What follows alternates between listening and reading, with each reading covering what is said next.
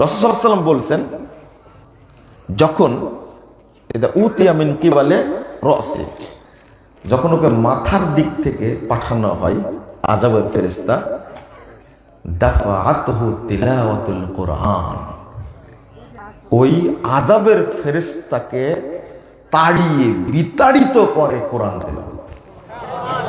যদি আপনার কোরআন তেলাওয়াতের নেকি থাকে তাহলে কিয়ামত পর্যন্ত কোরআন আযাবের ফেরেশতা ঢুকতে দিবে না, এই জন্য পাহারা দিবে। ওয়া ইযা উতিয়া মিন কিবালি ইয়াদাইহি, যখন সরাসরি ঢুকতে চাই কবরের মধ্যে, মাথার দিক থেকে ঢুকতে পারল না, এবার সরাসরি ঢুকবে, দাফাআতহু সাদাকা, সাদকা তাকে, দান তাকে বাধা দান করবে, বিতাড়িত করবে, তাড়িয়ে দিবে, যা এখান থেকে, কেন আসছিস? যে কবরে শুয়ে আছে সে আমাকে রাত দিন তেলাওয়াত করেছে, সে আমাকে সাদাকা দান করেছে, তুই কেন এসেছিস? দাফাআত, মানা শব্দের অর্থ একটা, দাফা শব্দের একটা, প্রতিরোধ করা। দাফাআতহু সাদাকা। ওয়া ইযা উতিয়া মিন কিবালি রিজলাইহি, যখন দুই পায়ের দিক থেকে এসে ঢুকতে চাই, দাফাআহু মাশউহু ইলাল মাসাজিদ, ওই যে লোকটি বারবার মসজিদে গেছে পদচিহ্ন, এই সব পদচিহ্ন পায়ের কাছে পাহারাদার হিসাবে কিয়ামত পর্যন্ত দাঁড়ায় থাকবে। যা এখান থেকে যা, তাকে প্রতিরোধ করে তাড়িয়ে দিবে, যা। এর পরের অংশটুকু হলো, আপনি তো এই মর্যাদা এমনি পাননি, অনেক চড়াই উতরায়, অনেক কষ্টে দিনের উপরে অটল ছিলেন। স্ত্রীর অসুস্থতা, নিজের ডায়াবেটিস, নিজের হার্টের সমস্যা, কিডনির সমস্যা, ছেলে হয়েই মারা গেছে, সম্পদ নষ্ট হয়ে গেছে, নানান পরীক্ষা আপনাকে করেছে, এর পরেও বলেছেন আল্লাহ যা করেছেন সেটাই আলহামদুলিল্লাহ।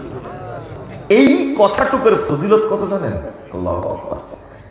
আল্লাহ রাসূল বলেছেন ওয়াসসাবরু হাজাজাহু, যেহেতু কোথাও ঢুকতে পারলেন না, এখন এই আযাবের ফেরেশতা যাবে কোথায়? কোথায় যাবে? ওয়াসসাবরু হাজাজাহু, এবার ধৈর্য ওকে বন্দি করে ফেলবে, এই আযাবের ফেরেশতাকে কোনদিন বের হতে, কবরে ঢুকতে দিবে। বলেন আলহামদুলিল্লাহ। ফজিলত তিনটা বুঝলেন তো? তো মসজিদে যাওয়ারই যদি এত ফজিলত হয়, শুধু মসজিদে যাওয়ারই যদি একটা ফজিলত হয়, আর একটা হাদিস, বেশি বাড়িতে থাকবেন না, বেশি মসজিদে থাকবেন, তাহলে একটা সার্টিফিকেট পাবেন আপনি। বলবো? আমার কাছে মনে হচ্ছে যে মুয়াজ্জিনদের আর ইমামদের এত ফজিলত কেন? একটা হাদিস আমরা শুনেছেন কিনা জানি না, শুনতেও পারেন। একটা বই বের করেছে আমরা, আমলে সলে, আল্লাহু আকবার। এই লেখক যে কি পরিমাণ নেকি পাবেন, সুবহানাল্লাহ। দেখে এত হাদিস উল্লেখ করেছেন আমলে সলের মধ্যে, এর আগে মানুষ জানতই না। তার মধ্যে একটা হাদিস, মুসনাদে শিহাব, 52 নম্বর হাদিস, 52 কি 72 এরকম হবে। তো রাসূলুল্লাহ সাল্লাল্লাহু আলাইহি ওয়াসাল্লাম বলছেন, আল মসজিদু বাইতু কুল্লি তাকিয়্যিন, মসজিদ হলো প্রত্যেক মুত্তাকি ব্যক্তির মূল ঘর। যার মনটা সব সময় মসজিদে গিয়ে থাকে, অন্য কোথাও আজে বাজে সময় ব্যয় করে না। মাগরিব থেকে এসা পর্যন্ত আমার কোনো কাজ নাই, বসে একটু তেলাওয়াত করি, মসজিদে বসে তেলাওয়াত করছে। মসজিদে বসে তেলাওয়াত করার ফজিলতই আলাদা। আমি বুঝতাম না, বহুদিন থেকে খুঁজছি, কেন মসজিদে হারামে, মসজিদে নববীতে মানুষ শুধু তেলাওয়াত করে কেন, এটা বুঝতাম না। পরে আল্লাহু আকবার, বুখারীর হাদিস আমরা জানি না, তারা জানে, বাঙালি তো আমরা, তারা জানে, আমরা জানি না। মসজিদে বসে যদি কেউ তেলাওয়াত করে, মসজিদে বসে, তাও এটা হারাম। যেখানে 2 রাকাত সালাত আদায় করলে কত নেকি পাওয়া যায়? 1 লক্ষ গুণ বেশি সালাত নেকি পাওয়া যায়, সেখানে পড়ছে। তাহলে সাধারণ মসজিদের নেকি যদি এটা হয় যে একজন ব্যক্তি যতটা আয়াত তেলাওয়াত করবে ততটা গর্ভবতী উট আল্লাহ রাস্তায় দান করার সমান সওয়াব। তবে পড়তে হবে কোথায় বসে? মসজিদে বসে। বাড়িতে বসলে হবে না, মসজিদে বসে পড়তে হবে। একজন সাহাবী জিজ্ঞেস করেন, আল্লাহ রাসূল আপনি বলেন কি, যদি আরো পড়ে আল্লাহ রাসূল বললেন, তুমি যত আয়াত পড়বা ততটা গর্ভবতী উট দান করার মতো তোমাকে নেকি দান করা হবে। এটা কোরআন তেলাওয়াতের ফজিলত। তুমি কোথায় পড়তে হবে? মসজিদে।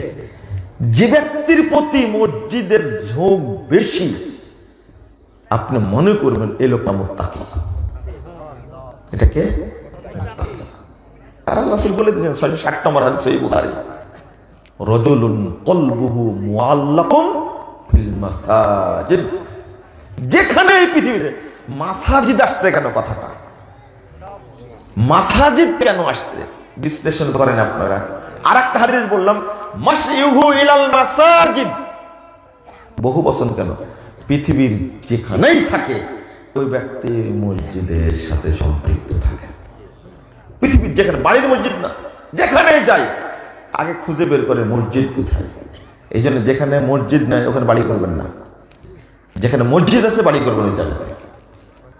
তো রাসূল সাল্লাল্লাহু আলাইহি ওয়াসাল্লাম বলছেন যে মসজিদের এত ফজিলত, আল মাসজিদু বাইতু কুল্লি তাকি, যারা মুত্তাকি ব্যক্তি তাদের মূল জায়গা হলো কি?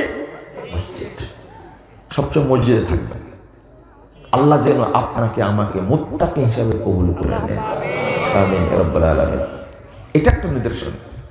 আমি যেটা বলতে চাচ্ছিলাম এখানে,